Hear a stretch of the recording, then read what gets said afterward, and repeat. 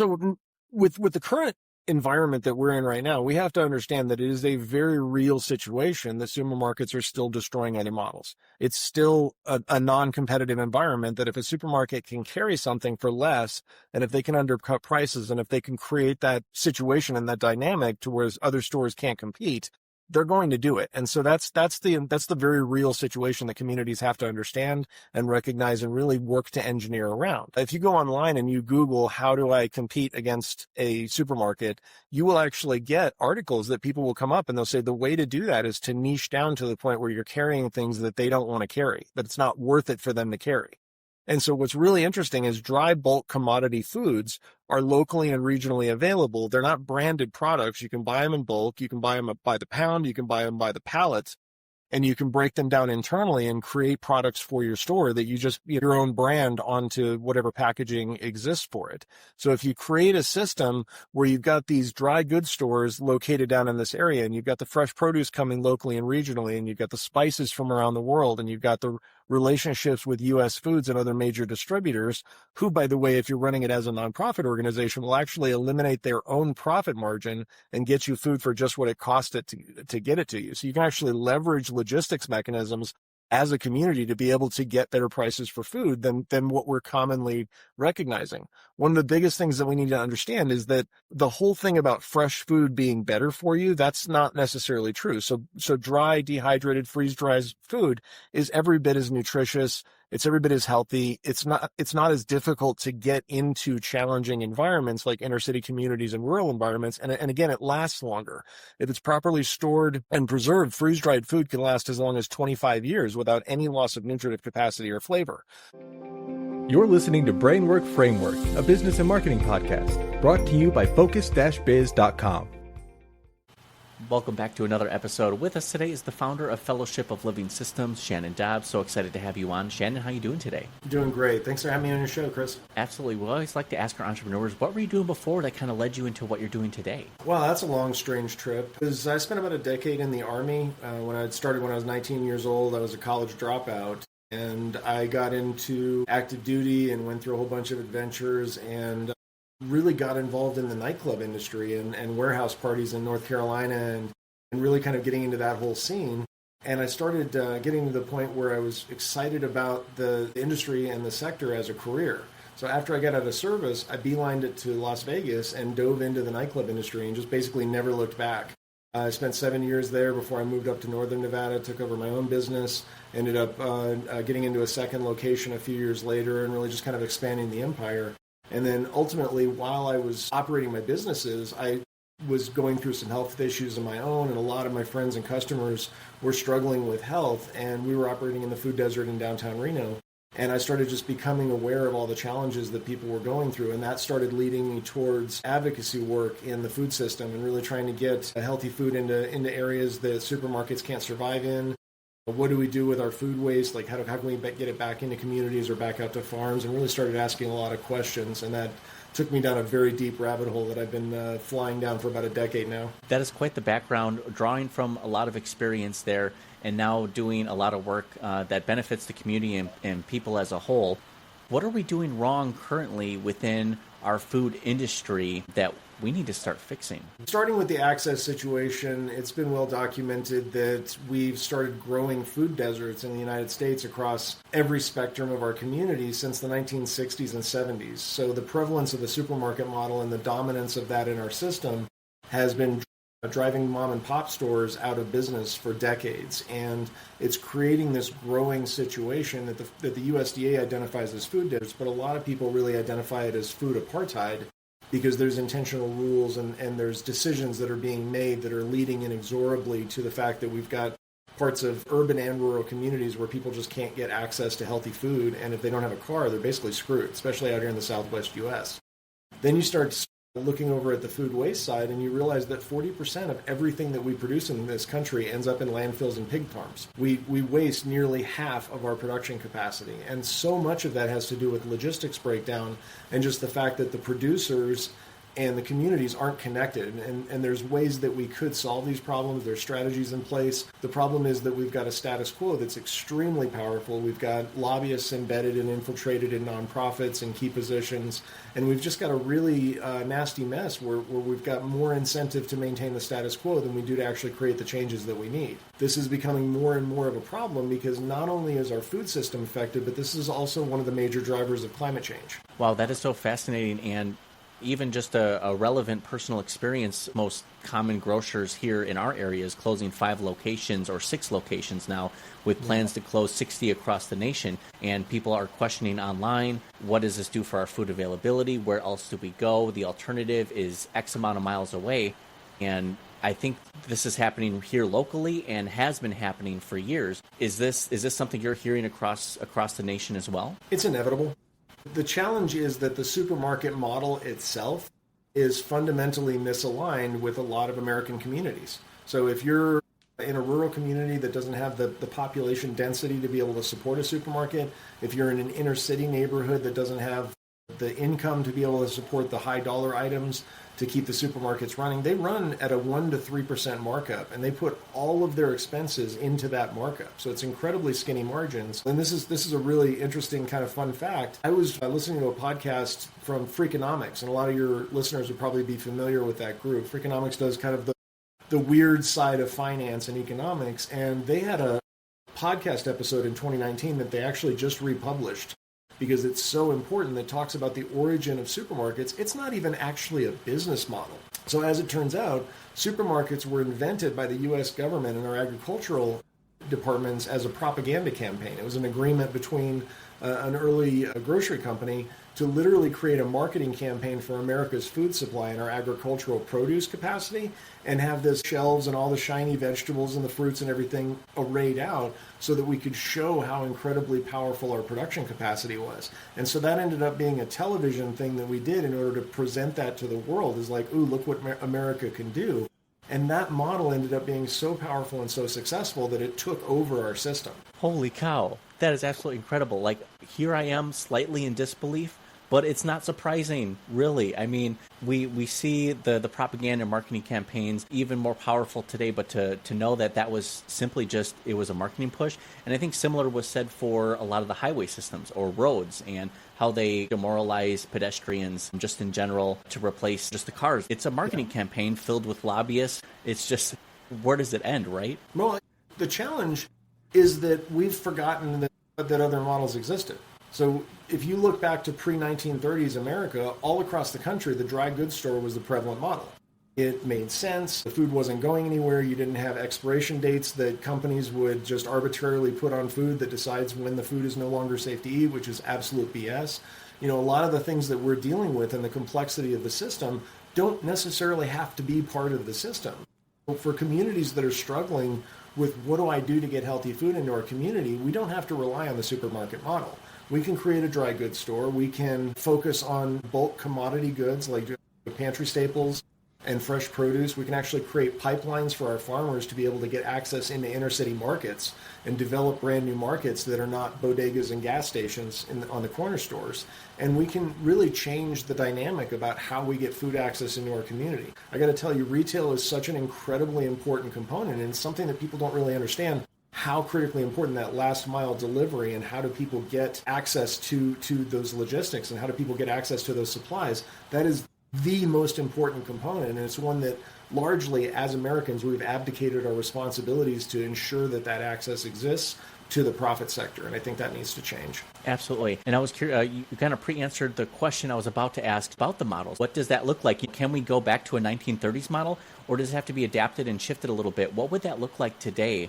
What model do you suggest or recommend that we start doing? You mentioned like direct access, our farmers markets, a dry goods option. What does that look like in today's society? Well, with the current environment that we're in right now, we have to understand that it is a very real situation that supermarkets are still destroying other models. It's still a non-competitive environment that if a supermarket can carry something for less, undercut prices, can create that situation and that dynamic to where other stores can't compete. they're going to do it. That's the very real situation that communities have to understand and recognize and really work to engineer around. If you go online and you Google, how do I compete against a supermarket, you will actually get articles that people will come up and they'll say the way to do that is to niche down to the point where you're carrying things that they don't want to carry, that it's not worth it for them to carry. And so what's really interesting is dry bulk commodity foods are locally and regionally available. They're not branded products. You can buy them by the pound, you can buy them by the pallet, and you can break them down internally and create products for your store that you just your own brand onto whatever packaging exists for it. So if you create a system where you've got these dry goods stores located down in this area, and you've got the fresh produce coming locally and regionally, and you've got the spices from around the world, and you've got the relationships with U.S. Foods and other major distributors, who, by the way, if you're running it as a nonprofit organization, will actually eliminate their own profit margin and get you food for just what it cost it to get it to you. You can actually leverage logistics mechanisms as a community to be able to get better prices food than what we're commonly recognizing. One of the biggest things that we need to understand is that the whole thing about fresh food being better for you, that's not necessarily true. So dehydrated, freeze-dried food is every bit as nutritious, it's every bit as healthy. It's not as difficult to get into challenging environments like inner city communities and rural environments. And again, it lasts longer. If it's properly stored and preserved, freeze-dried food can last as long as 25 years without any loss of nutritive capacity or flavor. So these are things like if we leverage the technology, if we understand that we have the capacity to get this food in ways that, and then you turn around and you got to focus on the education side. Some people don't have functional kitchens. Some people have no idea how to cook. Some people, like me, struggle with disabilities in the kitchen, where following steps is a challenge for me because of my head injury. And so you've really got to recognize where people are at and go to them. And one of the things that I do is teach people how to use Instant Pots. That's a technology that flew completely under the radar for so many people. And most people think of it as a kitchen gadget, but it is the only piece of equipment that allows you to take dry goods, just add water, and pressurize it and turn that into healthy food that's delicious, that only takes you 20 or 30 minutes to make a meal for your family. And that changes the game for so many different levels of dynamics. You can now have a functional kitchen in a plastic bin under your bed. You can just pull it out when you need, and you're chopping up vegetables and you're throwing everything in the pot, and you hit start, and you come back 30 minutes later, you got a beautiful meal. You know, one of the things that I was doing when I was running my nonprofit was teaching people how to batch cook, how to double or even triple the recipe, so you only have to cook food once, and then you take those ingredients and you put them in your freezer, and you pull it out when you're ready to reheat. Restaurant supply stores, the fact that you can get larger bulk commodity of goods, like you can get this much spices instead of this much for the same price just by focusing on commercial supply. The Costco model opened up the door for all this. So there's so many different ways that we can approach this. The challenge is that it's not a narrative that's being supported by any of the organizations that we're depending on to solve these problems, because their focus and their goal is more on maintaining and managing their relevancy.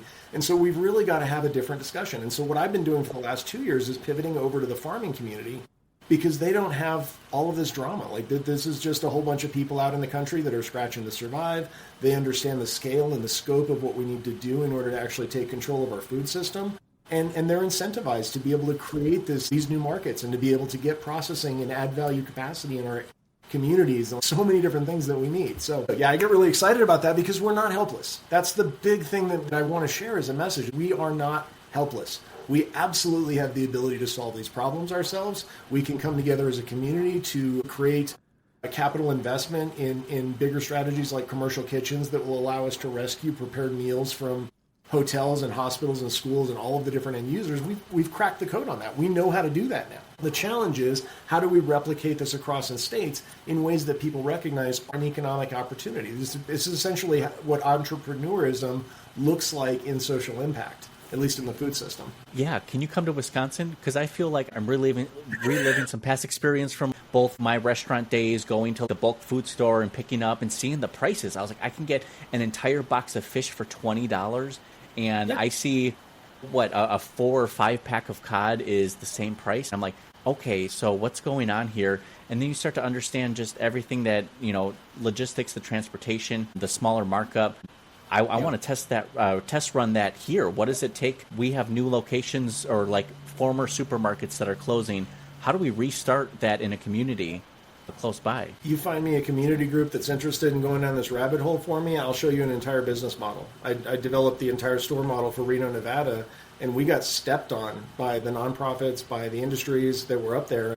Our nonprofit organization got literally shut down because of the pushback that we got from the industries that did not want to see a grocery store that was cash flow positive, that was a sustainable solution in the community. The food bank turned their back on us and ordered their staff to stop talking to us. Local oligarchs and community leaders basically convinced the property owner that we had a lease signed. We had a 5-year incubator lease for a grocery store in downtown Reno. We had it half built. We had $130,000 worth of donated fixtures and equipment, and it all got stolen from us.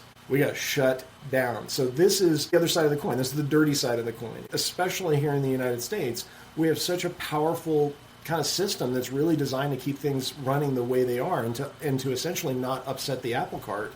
And we've got these existential crises that are coming down, and we're literally driving ourselves off a cliff right now while kind of pretending that everything's okay and that no solutions exist doing anything fundamentally different from what we're doing now. That's a conversation that especially entrepreneurs and people that are in business need to understand, that we, as the entrepreneurial community, need to start stepping up and realizing that we have a role to play in this. Absolutely. It's going to take a lot of us coming together, and I feel the entrepreneurs who haven't reached the oligarchy status yet are the ones who are doing the good work, putting their money out there, who should be the model for what business owners can be and should be. But unfortunately, with the power and the money and the greed that kind of all comes together, those forces are working against us right now, and the community and population at large. Is it possible for your model and a supermodel market to exist in a typical area? For example, maybe if we tried this model here in my city with an Aldi's and a Walmart, small supercenter, can they coexist well enough? I don't see why not. So the whole point of a food desert is that there's no supermarket there. So if you've got an identified food desert in your community, let's say you've got this whole section over here. If you go to the USDA's website, you can type in USDA Food Desert Atlas, and you can go to a website where the federal government tracks where all the food deserts are across the entire United States. And they use metrics and data that they glean from implementing organizations all over the country, accurate, and it's updated on a regular basis. And you can go in there and you can see where the food deserts are in your community. And you can start engineering and figuring out the logistics solutions of, okay, well, if I've got a half a dozen of these locations around the community, and I can put a half a dozen small 1,000 square foot or 2,000 square foot stores that are supported by a back-end logistics center that's got a commercial kitchen, warehousing, it's got the ability to basically take those large orders, break them down internally, because you have to have a commercial kitchen to touch food, right? So you get that, now your pallet of food goes down into some 5-pound bags that have your label on it, and you pop it down in there. And so you've got this internal support, and they don't have to carry large volumes of inventory at the store level because you've got that handled at the warehouse. So that's the cheap seats. That's where over by the freeways and off in the distance where nobody else wants to buy land, that's where you put the warehouse. And then when you're talking about those existing stores that are shutting down, those make perfect locations for warehouses. I mean, we don't need something that size for a retail location, but we could absolutely use those loading docks. We could use the high ceilings. We can reconfigure it. We could put the commercial kitchen in there, just throw a grease interceptor and call it a day. Put some solar panels and farming up on the roof. Now you've got microgreens coming in. They're so easy. It's not hard, people. Right? I'm getting amped about this because I'm seeing the opportunity, the potential to fix these problems, because that's what a lot of entrepreneurship is. It's just solving problems, right? And we either get paid well or some exchange of value in order to bring something else to the community and solve a problem. I'm looking at the map here after you mentioned it, how big these areas are, even in my home state here. We're in Wisconsin, and I don't know what it's going to be like to go up against big dairy, big cheese, to put something like this forward. But this just looks like opportunity and a way to kind of disrupt and change the system for the better. This helps the people. This is what we want to do. And let me blow your mind a little bit. So we're talking about big dairy, talking about meat. There's a common perception that dairy and meat are at loggerheads with Plant Center, with getting supplies of spices and vegetables and dry goods and all of this stuff. I don't see a conflict between the two of them. Here's the thing. If you skinny a business model down to the point where the only thing that you're carrying is dry goods and fresh produce, that is an anchor market. That's what's called an anchor location. It tracks walking traffic. It increases property value. It reduces urban blight. It acts as an anchor for other businesses to want to coalesce around it. So if you've got a situation where those are the products, and you've got a 1,000 square foot store, and now you've got a blank storefront right next door. That's a perfect place for a butcher shop. That's a perfect place for a cheese shop. That's a perfect place for these manufacturers to be able to step up and be like, oh shit, these guys are creating a one-stop shop solution. Let's glom onto that. One of the things that we're even looking at is we could build these stores across the street from a dollar store or from a Walgreens or a CVS. And now you've got all of your household goods. You've got everything that they carry, that, we all know what they carry. And so you've got all of that, and now you're getting the fresh food on top of it. Now you're getting the dry pantry staples. You're getting the specialty tools like the Instant Pots. These things, all you have to do is make the things, just fill the holes, create that opportunity where people can get all of the things that they need without having to go to a half a dozen locations, and we win. That's literally all it takes. And then on top of that, you've got the marketing capacity of being able to, okay, so let's, as an example, you've got a grocery store. Let's say you live in an area, you don't have a car, you can't get around very easily, you don't have a grocery store nearby, and then all of a sudden somebody pops up with one of these dry goods stores. The only thing you hear about it is that this is luxury food, this is organic food, this is hard to find spices sometimes, this is some crazy nice stuff. But then you hear word of mouth through your, through your counselor, through the Boys and Girls Club, through your church, through your school, like, oh, show up and sign up with the membership, and they'll drop the prices down to a sliding scale. So now you've got an opportunity where you've got public marketing, you've got a tier of this is what we're offering to the public, then you've got a completely different conversation where we can do the same thing that US Foods does. And if you're basically connected to an org, if you're identified as low income, if you need some extra support, we can help you. And all we do is basically turn the store into a logistics location that gets the food to you for what it costs us. We don't have to come in with a markup intent. We don't have to come in with an extractive mentality. There's a systemic element where we can literally regenerate our business community and our society by really looking at this through a completely different lens. Well, I agree, absolutely. And just both the opportunity that this opens up, it's a new model. Yes, there's going to be some adaptation period, but I think once people hear about it and get the gist, I think it was similar for all these supermarket where they went with a smaller footprint, they went more dry goods, they have limited fresh produce. It's not an everything store, but you can get good deals on great stuff. Blend that with the Costco model where they make the money up front from the membership. So I feel like a lot of these are just great business models coming together while still kind of like being unique in its own way, because all of these concepts I had never heard about before, and I didn't know that the supermarket model was actually just a propaganda marketing piece. So all this stuff is new information, and I want to affect change. I want to be a part of that change as well. Good. Yeah, and I'm kind of a fire hose of information. My website is livingsys, that's sys.org. I write regularly about different aspects, and I basically just poke holes in different parts of the things that we think we know about our food system and about climate adaptation. And I try and create thought leadership and even thought reversal articles where we take assumptions and we really kind of dig into them and be like, is this truly what we think it is? Or is there opportunity that's hidden by our assumptions that we can maybe go down certain paths that we didn't think that we had available to us? One of the things this is a business-focused group, so let me give some real general business advice. If you're getting into entrepreneurism, if you're looking for a niche to exploit, if you're looking for a way to kind of get in the game, look for the niches, but really knock over assumptions. Really question anything that anybody knows is collective wisdom, or everybody knows this, or you can't bother doing that because it's all been tried before. A lot of those assumptions are coming from people that don't have entrepreneurial mindsets. A lot of people that you're going to talk to are more of the administrative side, and they're kind of, I like rules and I like structure, and a lot of people actually make up rules and structure to make themselves feel more comfortable. And this is where the genius is of being an entrepreneur, is finding out what's true and what's real, what the actual laws and the boundaries and the frameworks that we're supposed to be operating in, and what we can do that's maybe throwing out some of that bad information or some of that stuff that's been gleaned over generations that just kind of got glommed onto us all. And really just look at, like, what's the need? In what ways can we possibly satisfy the need? A lot of it's going to be reaching out and actually talking to people. So much of it is talking to people.